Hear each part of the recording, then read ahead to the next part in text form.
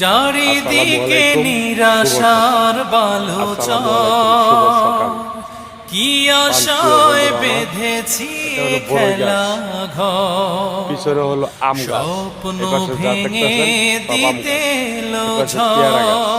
ঝড়, আসসালামু আলাইকুম প্রিয় চারিদিকে বন্ধুরা, নিরাশার বালুচর, কি আশায় বেঁধেছি আপনাদের মাঝে খেলা নতুন ঘর, একটি খেলা দেখাবার লেগে ভেঙে বসেছি। দিতে আপনারা ধৈর্য সহকারে খেলাটা দেখে যাবেন। কেন এই সেই খেলা, মমতার আপনারা টানে কেঁদে খেলাটা উপভোগ করতে থাকেন।